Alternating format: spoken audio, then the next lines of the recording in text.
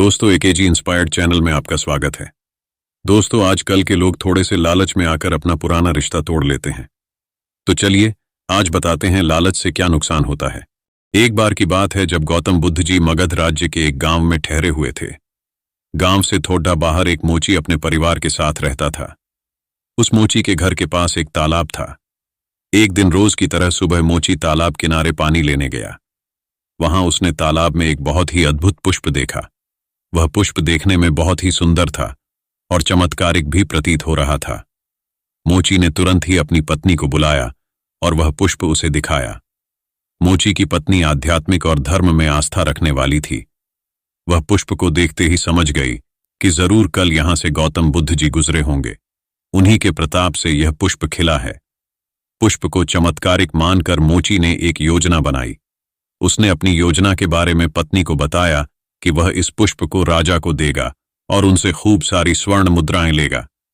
उसकी पत्नी ने भी सोचा कि यह पुष्प उनके किसी काम का नहीं है, इसे राजा को ही दे दो, कम से कम कुछ कमाई तो होगी। पत्नी की सहमति के बाद मोची राजमहल की ओर निकल गया। राजमहल के रास्ते में उसे एक व्यापारी मिलता है।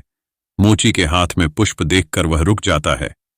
वह मोची से पूछता है कि भाई, ये पुष्प लेकर कहाँ जा रहे हो? मोची कहता है कि मैं यह पुष्प लेकर राजा के पास जा रहा हूं। इसे राजा को भेंट करके मैं राजा से मुंह मांगा इनाम लूंगा। व्यापारी ने मोची को प्रस्ताव दिया कि तुम ये पुष्प मुझे दे दो, बदले में मैं तुम्हें 100 स्वर्ण मुद्राएं दूंगा। मोची सोच में पड़ीडीडीएच गया।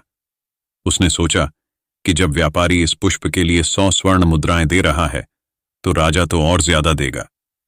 यही सोचते हुए उसने व्यापारी को पुष्प देने से मना कर दिया।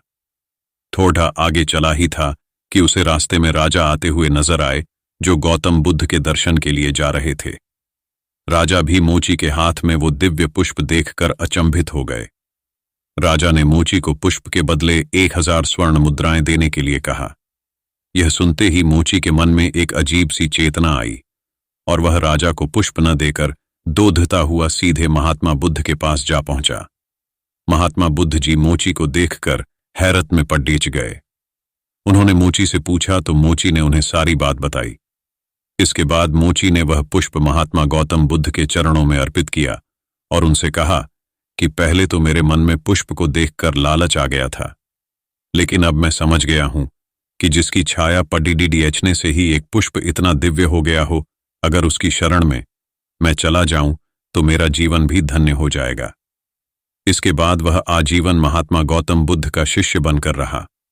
इस कहानी ने हमें सिखाया कि हमारी जिंदगी में हमें बहुत सी चीजें अपनी तरफ आकर्षित करती हैं, लेकिन हमें उनके लालच में न फंसकर अपने ज्ञान का प्रयोग करके जीवन में सही राह को चुनना चाहिए।